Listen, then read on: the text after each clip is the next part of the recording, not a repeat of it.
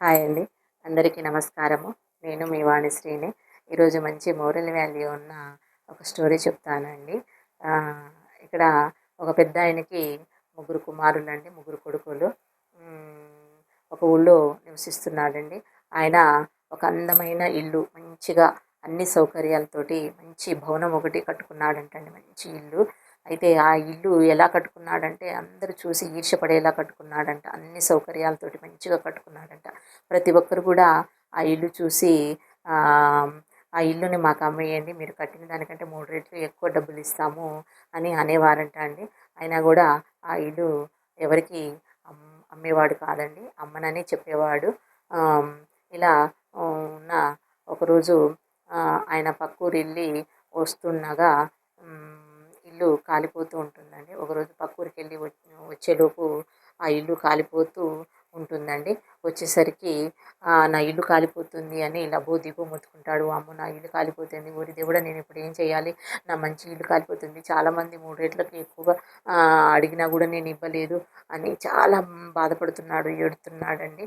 అయితే ఇంతలో వాళ్ళ పెద్దబ్బాయి పరిగెత్తుకుంటూ వచ్చి, నాన్న నాన్న ఎందుకు ఏడుస్తున్నావు, నేను ఈ ఇల్లుని రాత్రే అమ్మేశాను, అది కూడా 3 రెట్లు ఎక్కువ డబ్బులకి అమ్మేశాను అని అనేసరికి సడన్గా ఏడుపు ఆపేశాడండి.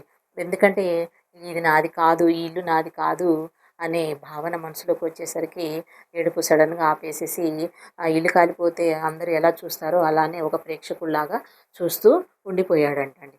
ఈలోపు తన రెండో కొడుకు పరిగెత్తుకుంటూ వచ్చి, నాన్న నాన్న నీకేమన్నా పిచ్చా, ఇల్లు కాలిపోతా అంటే అలా నిల్చున్నావేంటి, కొంచెం కొంచెం కూడా బాధ లేదా నీకు అని రెండో కొడుకు అంటాడండి. అనేసరికి, మరి నీకు తెలియదారా ఈ విషయము, అన్నయ్య రాత్రే ఇల్లు అమ్మేశాడట, అది కూడా 3 రెట్లకి అమ్మేశాడట, అందుకే ఇప్పుడు ఈ ఇల్లు మనది కాదు, వేరే వాళ్ళది, వాళ్ళు కొనుక్కున్నారు కదా అని చెప్తాడంట అండి. నాన్న, ఓ పిచ్చి నాన్న, మనం ఇల్లు అమ్మేశాం నిజమే, కానీ మనము డబ్బులు పూర్తిగా మనకి ఇవ్వలేదు కదా, అడ్వాన్సే కదా మనకి ఇచ్చింది, మరి ఇప్పుడు ఇల్లు చూపియాలి కదా, మనము ఇల్లు కాలిపోతుంది కదా, మరి ఇల్లు ఉంటేనే కదా పూర్తి డబ్బులు మనకి ఇస్తాడు, ఇప్పుడు ఇల్లు ఏం చూపిస్తావు అనేసరికి మళ్ళీ సడన్గా ఏడవడం స్టార్ట్ చేశాడు.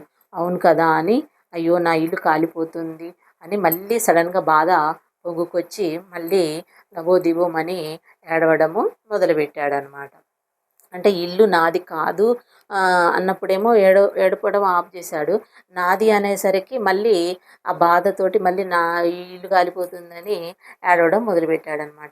అట్లా ఏడుస్తున్నాక మూడో చిన్న అబ్బాయి పరిగెత్తుకుంటూ వచ్చి, నాన్న నాన్న, మన ఇల్లు కొన్నాయనకి ఈ ఎంత మంచోడో తెలుసా, మన ఇల్లు కాలిపోతున్న సంగతి తెలిసి ఉంటుంది, అందుకనే ఇల్లు కాలిపోద్దని మీరు కలగనలేదు, నేను కలగనలేదు, నేను ఇచ్చిన మాట ప్రకారమే ఇల్లు తీసుకుంటాను, మీ డబ్బులు మీకు మొత్తం ఇచ్చేస్తాను, ఇల్లు కాలిపోయినా ఏంటి, ప్లేస్ అయితే ఉంటుంది కదా, నేను మళ్ళీ మంచిగా కట్టుకుంటానని చెప్పాడు, మనకి డబ్బులు మొత్తం ఇచ్చేసాడు నాన్న అని చెప్పేసరికి సడన్గా బాధపోయి ఆనందం వచ్చేసి ఏడుపు ఆపేసాడనమాట. అంటే ఇక్కడ నాది అన్నప్పుడు బాధ అనేది పొంగుకొచ్చింది, నాది కానప్పుడు బాధ అనేది మాయమైపోయిందండి. అంటే ఇక్కడ నాది అనేది బయట పరిస్థితులను బట్టి మనము మారిపోవాల్సి వస్తుంది. మనము పరిస్థితులకి బందీలమై ఉంటామండి. ఈ ప్రపంచమంతా కూడా నాది, నా అనే అక్షరం పైనే తిరుగుతుంది అనే నిజాన్ని ఎవరైతే తెలుసుకుంటారో వాళ్ళ యొక్క ఎదుగుదలని ఎవ్వరూ ఆపలేరండి. కాబట్టి ఈ నిజాన్ని మనం కూడా తెలుసుకొని మనం కూడా జీవితాన్ని ముందుకు సాగిద్దామండి. నమస్కారం.